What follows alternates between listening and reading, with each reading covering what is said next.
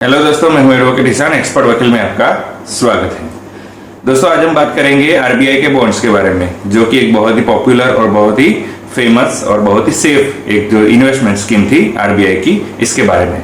हालांकि ये जो स्कीम थी वो गवर्नमेंट ने 28 मई 2020 को बंद कर दी थी, लेकिन अब ये एक अच्छी खबर है कि अब ये फिर से चालू हो गई, यानी कि 1 जुलाई 2020 से इसे फिर से चालू कर दिया गया है। लेकिन पहले जो इसमें इंटरेस्ट मिलता था, जो कि 7.75% था, अब इतना इंटरेस्ट नहीं मिलेगा। अब इसमें कुछ चेंजेस कर दिए गए हैं और इंटरेस्ट रेट को है उसे घटाकर 7.15 कर दिया गया है और कुछ चेंजेस भी कर दिए गए हैं। तो क्या है ये चेंजेस और इस आरबीआई बॉन्ड के जो इन्वेस्टमेंट स्कीम है उसकी पूरी डिटेल हम इस वीडियो में जानेंगे। तो वीडियो को अंत तक जरूर देखिएगा ताकि आपको इन्फॉर्मेशन पूरी मिल सके। और अगर आपने अभी तक हमारे चैनल को सब्सक्राइब नहीं किया है तो अभी सब्सक्राइब कर लीजिए और साथ ही में बेल आइकन भी दबा दीजिए ताकि ऐसे ही नॉलेज और वीडियोस जैसे अपलोड हो आप तक नोटिफिकेशन तुरंत पहुंच सके। तो चलिए शुरू करते हैं।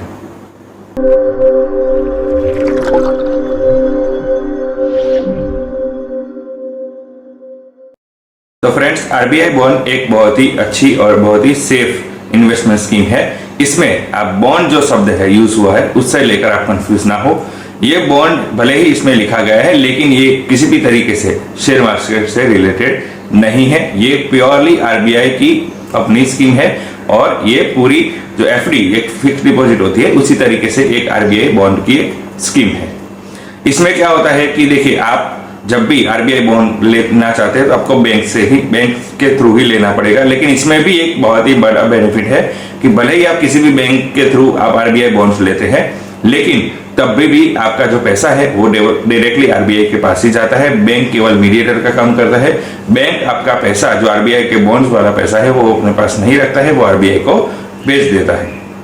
यानी कि आप एक तरीके से डायरेक्टली आरबीआई में ही इन्वेस्ट कर रहे हैं और ये एक फिक्स डिपॉजिट की तरह ही है, कोई बॉन्ड या कोई शेयर मार्केट से रिलेटेड नहीं है। इसके साथ ही इसमें एक दो जो चेंजेस किए गए हैं इसके बारे में बात करें तो जो रेट ऑफ इंटरेस्ट था, जो पहले रेट ऑफ इंटरेस्ट था जो 7.75 था, लेकिन अब जो 1 जुलाई से इसमें रेट ऑफ इंटरेस्ट 7.15 कर दिया गया है, यानी कि 7.15 रेट ऑफ इंटरेस्ट कर दिया गया है।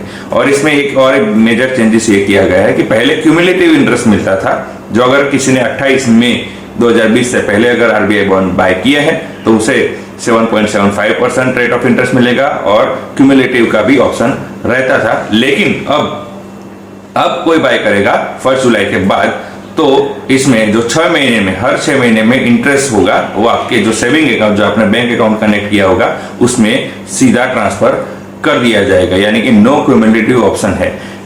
जनरली एफडी में क्या होता है कि अगर हम उसमें इंटरेस्ट है वो नहीं लेते हैं तो उस पर भी हमें इंटरेस्ट मिलता है, लेकिन इस बॉन्ड में, आरबीआई बॉन्ड में ऐसा नहीं होगा। आपके हर 6 महीने में आपके जो सेविंग अकाउंट है उसमें इसका जो इंटरेस्ट है वो सीधा ट्रांसफर कर दिया जाएगा। तो अब बात करते हैं कि आरबीआई बॉन्ड को हम कहां से ले सकते हैं, हमें इन्वेस्ट करने के लिए कहां जाना होगा। तो देखिए, आप सभी नेशनलाइज्ड बैंक से इसे ले सकते हैं और 4 प्राइवेट बैंक है वहां से भी आप इसे ले सकते हैं। मेनली ये एसबीआई है, लेकिन आप सभी नेशनलाइज्ड बैंक से इसे ले सकते हैं। और 4 जो प्राइवेट बैंक है वो है ICICI bank, HDFC bank, axis bank और चौथी आईडीबीआई बैंक। तो इन बैंक्स में जाकर आप इसे ले सकते हैं। आपको ये स्कीम पोस्ट ऑफिस में नहीं मिलेगी, यानी कि आपको केवल बैंक से ही ये स्कीम मिल सकती है। आप इन बैंक में जाकर ही इसमें इन्वेस्ट कर सकते हैं, आरबीआई बॉन्ड ले सकते हैं। अब इन्वेस्टमेंट के बारे में बात करें कि पैसों के बारे में, तो क्या कितना इन्वेस्टमेंट कर सकते हैं। तो देखिए, इसमें मिनिमम आपको 1000 इन्वेस्टमेंट करना रहेगा और मैक्सिमम की कोई लिमिट नहीं रखी गई है, यानी कि आप जितना चाहे इतना इन्वेस्टमेंट कर सकते हैं आरबीआई बॉन्ड्स में। लेकिन आपको यह ध्यान रखना है कि आपको जो भी आप इन्वेस्टमेंट करें वो 1000 के मल्टीपल ही इन्वेस्टमेंट करना रहेगा, यानी कि आप 8000 इन्वेस्ट कर सकते हैं, 15000 इन्वेस्ट कर सकते हैं, 23000 इन्वेस्ट कर सकते हैं, 27000 इन्वेस्ट कर सकते हैं, 50000 इन्वेस्ट कर सकते हैं। लेकिन आप जैसे कि 7200 इन्वेस्ट नहीं कर सकते हैं, 15300 इन्वेस्ट नहीं कर सकते हैं, 27400 इन्वेस्ट नहीं कर सकते हैं। यानी कि आपको जो भी इन्वेस्टमेंट करना पड़ेगा वो 1000 के मल्टीपल में ही करना पड़ेगा। उसकी जो मिनिमम है वो 1000 है और मैक्सिमम कोई लिमिट नहीं रखी गई है। अब बात करते हैं कि इसे कौन कौन खरीद सकता है, इसके लिए एलिजिबिलिटी क्या है। तो देखिए, हर इंडियन सिटीजन इसे ले सकता है, यानी कि एवरी इंडियन सिटीजन उसे ले सकता है, और जो एनआरआई है वो इसे नहीं ले सकते हैं। और इसके साथ ही जो एचयूएफ है वो भी इसे ले सकते हैं।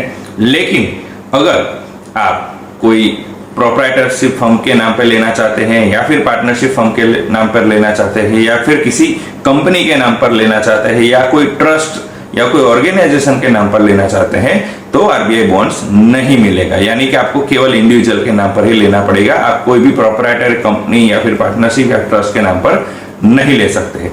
देखिए, इसमें ये अच्छी बात ये भी है कि आप इसे माइनर के नाम पर भी ले सकते हैं, यानी कि कोई भी माइनर या फिर मेजर दोनों के नाम पर भी इसे ले सकते हैं।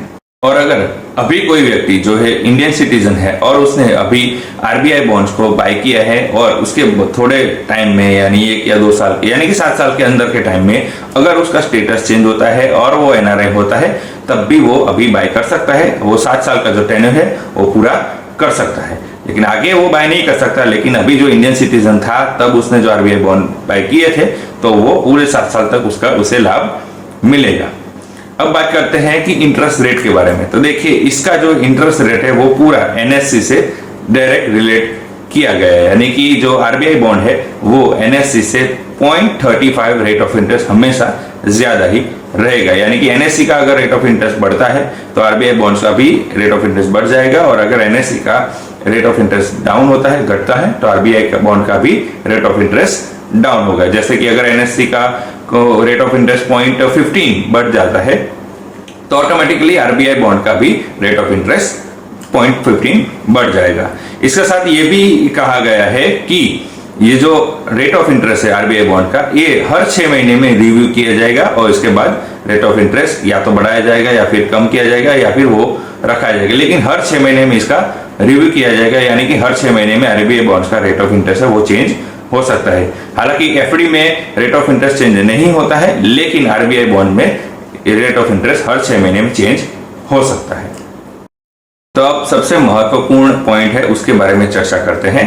तो देखिए, आरबीआई बॉन्ड्स है, उसमें आपको पहले तो एक पॉइंट है कि आपको इसके अगेंस्ट कोई भी बैंक लोन नहीं देगी, यानी कि लोन फैसिलिटी इस पर अवेलेबल नहीं है। दूसरा है कि इसे ट्रांसफर भी नहीं किया जा सकता है, यानी कि नो ट्रांसफरेबल बॉन्ड है। ये आप किसी को गिफ्ट नहीं कर सकते या फिर आप ट्रांसफर भी नहीं कर सकते।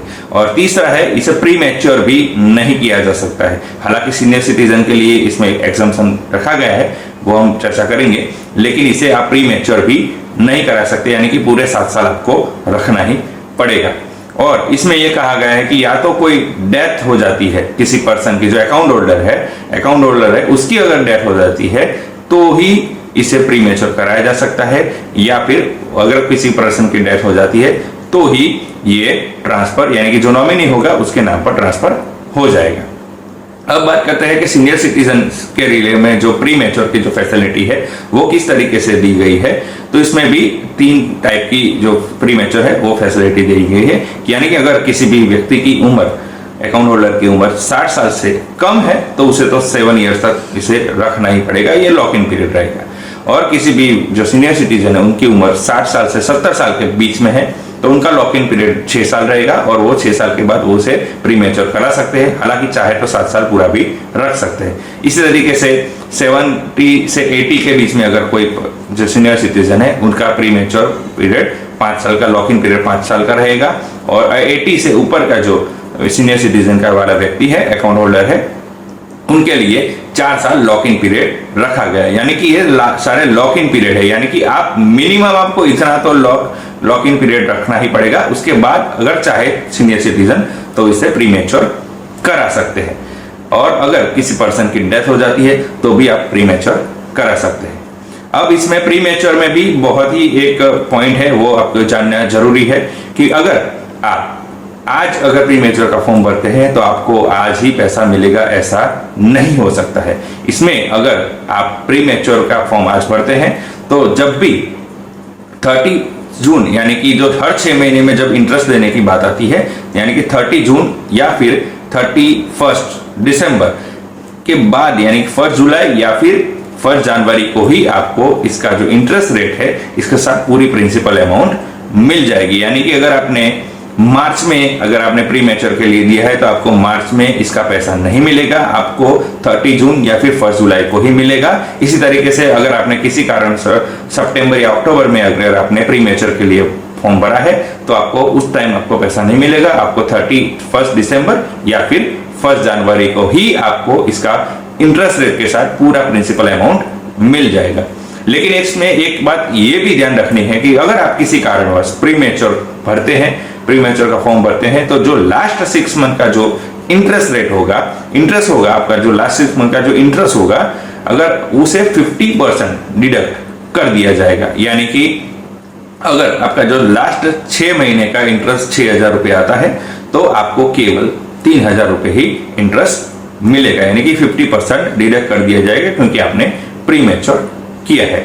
और इसमें जो एक नई और एक इंपॉर्टेंट ये भी बात आपको ध्यान रखनी है कि अगर आप जब भी अकाउंट खुलाते हैं, जैसे कि अगर आप अगस्त में अकाउंट खुलाते हैं तो ऐसा नहीं है कि आपने अकाउंट खुला है उससे 6 महीने तक गिना जाएगा, ऐसा नहीं है। इसे अगस्त से लेकर आपको जो दिसंबर तक होगा, वो जो अगस्त, सितंबर, अक्टूबर, नवंबर, दिसंबर यानी कि 5 महीने का जो आपको इंटरेस्ट आपके सेविंग अकाउंट में ट्रांसफर कर दिया जाएगा और फिर हर 6 महीने बाद इसके गिना जाएगा। यानी कि ऐसा नहीं है कि आप जब बाय करेंगे उससे 6 महीने नहीं गिनना है, आपको केवल जनवरी से जून और जुलाई से दिसंबर तक का ही टाइमिंग आपको कैलकुलेट करना पड़ेगा।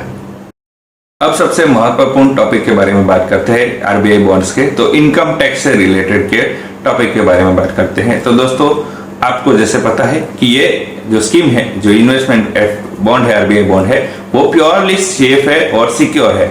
लेकिन इससे जो होने वाले इंटरेस्ट की जो इनकम है या फिर इससे जो होने वाली इनकम है, ये वो इससे आपको कोई भी इनकम टैक्स में बेनिफिट नहीं मिलेगा और इससे आपको एटीसी में भी कोई रिबेट नहीं मिलेगा। यानी कि इनकम टैक्स बेनिफिट इस स्कीम में आपको नहीं मिलेगा।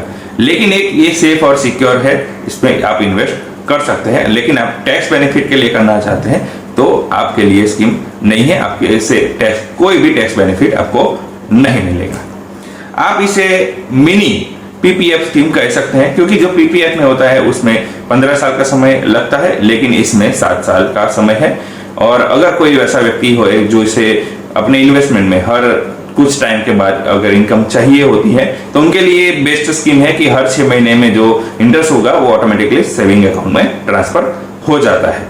तो ये उनके लिए अच्छी स्कीम है। ये स्कीम बहुत ही अच्छी है, लेकिन इससे ना तो कोई टैक्स बेनिफिट मिलेगा और ना ही कोई क्यूमुलेटिव इंटरेस्ट मिलेगा। तो ये सारी इंफॉर्मेशन थी आरबीआई बॉन्ड्स के बारे में जो गवर्नमेंट ने 1 जुलाई 2020 से फिर से शुरू की है। तो दोस्तों कैसी लगी इंफॉर्मेशन जरूर बताइएगा। दोस्तों अगर आपको ये वीडियो अच्छा लगा है तो इसे लाइक कीजिए, शेयर कीजिए। कोई भी सवाल हो तो आप कमेंट कर सकते हैं या फिर हमारे नंबर पर कॉल कर सकते हैं या फिर आप व्हाट्सएप भी कर सकते हैं। दोस्तों अगर आपने अभी तक हमारे चैनल को सब्सक्राइब नहीं किया है तो अभी सब्सक्राइब कर लीजिए और साथ ही में बेल आइकन भी दबा दीजिए ताकि ऐसे ही इंपॉर्टेंट वीडियो और नॉलेज जैसे ही आए आपको नोटिफिकेशन तुरंत मिल सके। इसके साथ ही आप हमें हमारे सोशल मीडिया प्लेटफॉर्म यानी कि फेसबुक, ट्विटर, इंस्टाग्राम पर भी फॉलो कर सकते हैं। वहां पर भी हम काफी सारी इंपॉर्टेंट टिप्स और शेयर करते हैं। और इस वीडियो को पूरा देखने के लिए